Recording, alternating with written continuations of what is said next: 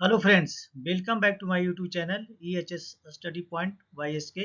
आज हम बात करेंगे कि what is the safety precaution for operator if lifting equipment make electrical contact with a power line. यानी कोई भी लिफ्टिंग इक्विपमेंट है, अगर वो पाइप लाइन से कांटेक्ट में आ गया है तो उस केस में ऑपरेटर के लिए सेफ्टी प्रिकॉशंस क्या है और ऑपरेटर को क्या सेफ्टी प्रिकॉशन वहाँ पे लेना चाहिए। तो चलिए इसके बारे में बात करते हैं। यहाँ पे देख रहे हैं कोई क्रेन है जो कि इलेक्ट्रिकल कांटेक्ट हो गया है लोड के साथ और इनर्जाइज हो गया है। इसका ग्राउंड भी इनर्जाइज हो गया है और इसमें करंट है। अब इसमें है जो ऑपरेटर को क्या एक्शन लेना चाहिए ताकि उसकी जान बच सके। तो चलिए यहाँ पे देखते हैं। सबसे पहले स्टे ऑन इक्विपमेंट। तो जो इक्विपमेंट है उस पर वो स्टे करना, उसको हवड़ाना नहीं है। मतलब do not touch the equipment and ground at the same time. तो उसमें उसको एक ध्यान क्या रखना है कि ग्राउंड के नीचे नहीं आना है और उसी समय इक्विपमेंट भी टच में हो और ग्राउंड भी टच में एक साथ नहीं आना चाहिए, नहीं तो उसके लिए काफ़ी खतरनाक हो सकता है। In fact touching anything in contact with the ground can be fatal. अगर वो ग्राउंड से कुछ इक्विपमेंट को टच किए हुए है और साथ में ग्राउंड पे पैर रखने की कोशिश करता है या ग्राउंड को टच करता है तो उस केस में यहाँ पे कांटेक्ट ग्राउंड से एक साथ होने के कारण फैटल भी हो सकता है, क्योंकि यहाँ ग्राउंड इनर्जाइज हो चुका है। नेक्स्ट है if a new hazard develop that could be life threatening such as fire. अब यहाँ पे क्या हुआ, करंट लगने के बाद एक नया हजार्ड अगर डेवलप होता है तो उस केस में वो लाइफ थ्रेटनिंग अगर है, कहीं आग है जो इनसाइड केबिन में आग लग जाता है, व्हीकल में आग लग जाता है, तो उस केस में अपने ऑपरेटर को अपनी जान बचाने के लिए बेल आउट प्रोसीजर का इस्तेमाल करना है। अब यहाँ पे बेल आउट प्रोसीजर क्या होता है वो जानना पड़ेगा।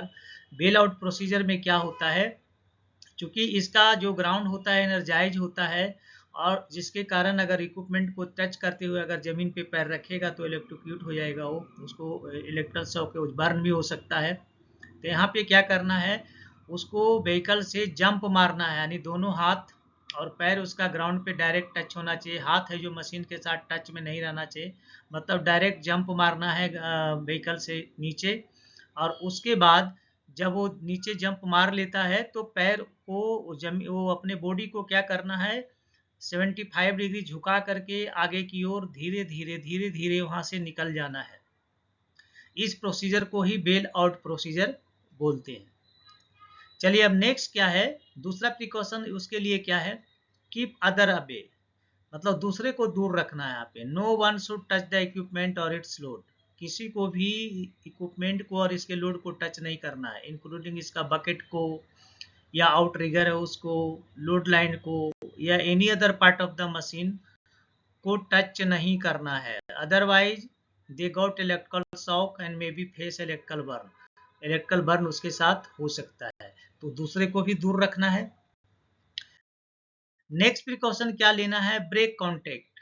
तो ब्रेक कांटेक्ट जो कर सकता है वो सिर्फ और सिर्फ ऑपरेटर कर सकता है, क्योंकि ऑपरेटर है जो केबिन के अंदर ऑलरेडी है और वहाँ पे वो है जो एनर्जाइज हो गया है। तो इस केस में क्या करेगा, if possible while remaining inside the machine, जब ऑपरेटर मशीन के अंदर है, the operator should try to break contact by moving of the equipment clear of the wires।